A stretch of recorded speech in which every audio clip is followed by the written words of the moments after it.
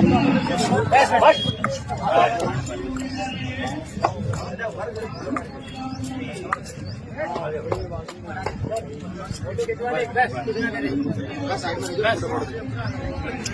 ભાઈઓ, ભારતમાં સૌથી મોટી હાઈટ વાળો ઘોડો છે, મારવાડી લાઈનનો છે.